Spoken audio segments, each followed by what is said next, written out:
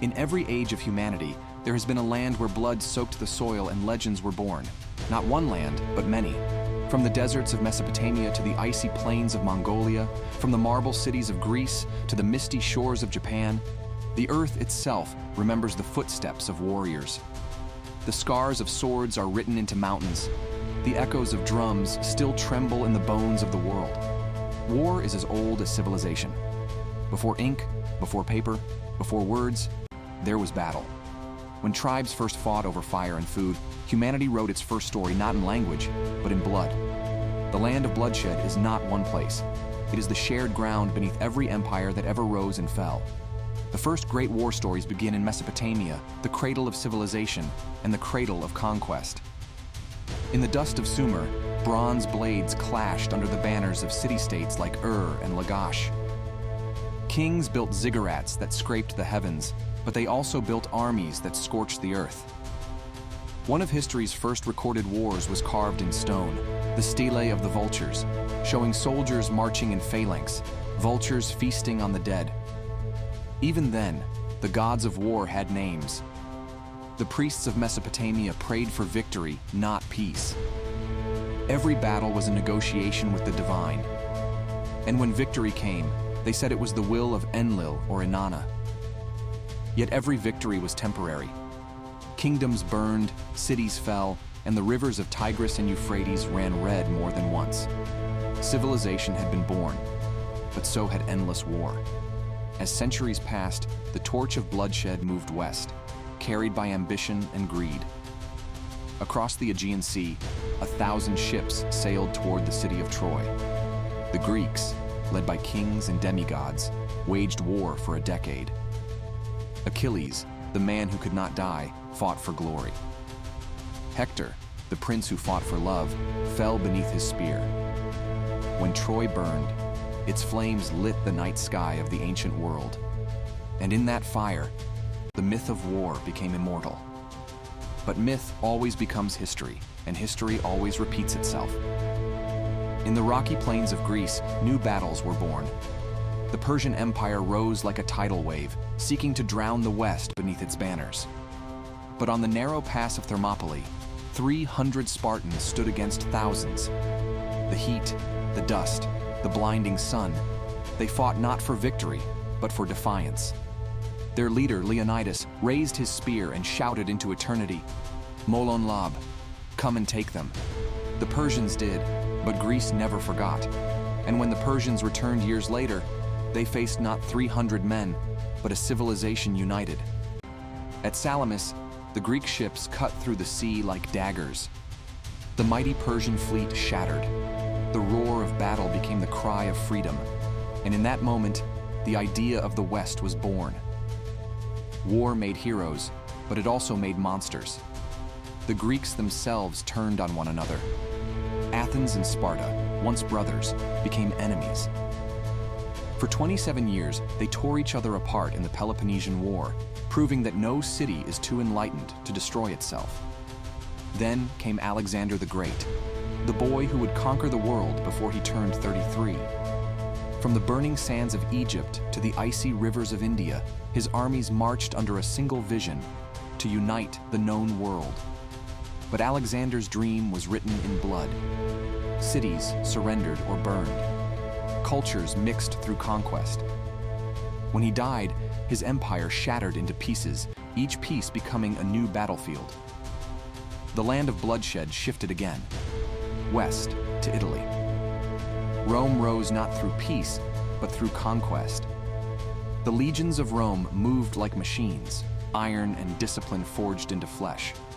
Carthage fell beneath their boots. Gaul bled beneath Caesar's sword. Every road led to Rome because Rome built them with the bones of her enemies. Yet even the empire that ruled the world could not rule itself. Brothers turned on brothers. The Senate fell to the sword. The gladiators, slaves forced to fight for amusement, became symbols of Rome's paradox, a civilization that celebrated both reason and cruelty.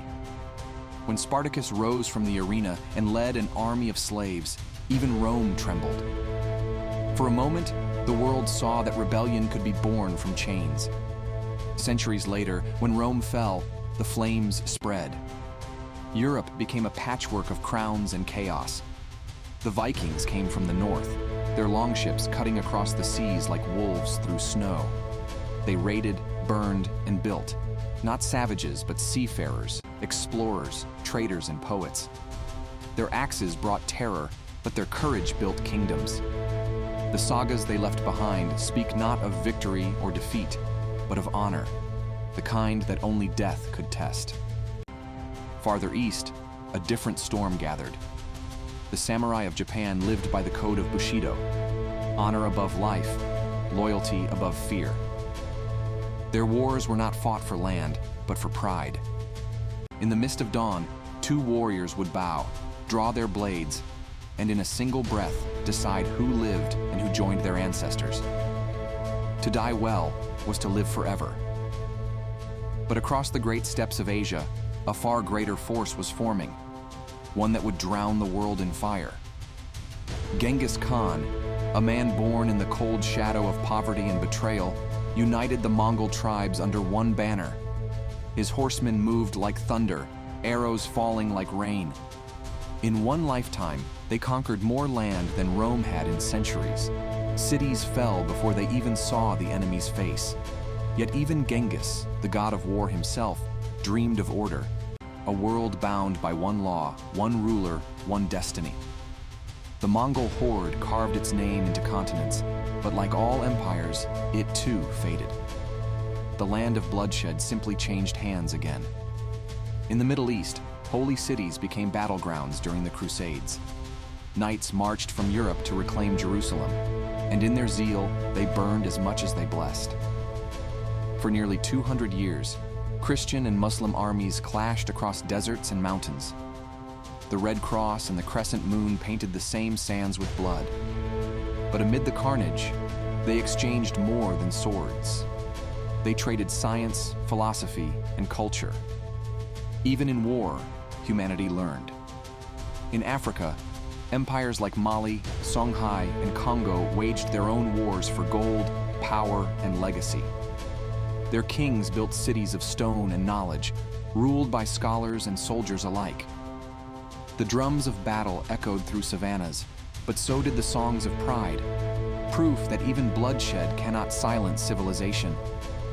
Then came the age of gunpowder, when the world learned to kill faster than it could build. The Ottoman Empire rose with cannons that shattered walls once thought immortal. In Europe, kingdoms became nations, and nations became engines of conquest. And yet, amid all this chaos, stories still mattered. Every warrior dreamed of glory, every general feared disgrace.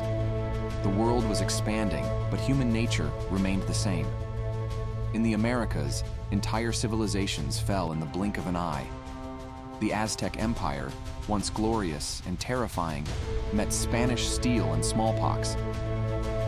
The city of Tenochtitlan, with its temples and canals, was reduced to ashes. But even in defeat, the legend of its warriors lived on, men who faced thunder and fire with obsidian blades. Centuries passed. Empires rose and collapsed like waves. From Napoleon's marches across Europe to the trenches of the world wars, the same soil drank the same blood over and over again. New weapons, same reasons: greed, fear, pride, survival. The land of bloodshed had simply become the whole earth. But here's the strange thing. Amid all the horror, beauty always survived. The ashes of Troy became poetry. The ruins of Rome became classrooms. The swords of samurai became art. The songs of Vikings became myths. War creates destruction, but it also forges identity. It tells us who we were, what we feared, what we loved enough to die for. Today, we walk through peaceful cities, unaware of what lies beneath. Beneath the glass towers of London are Roman walls. Beneath the streets of Istanbul, Byzantine bones.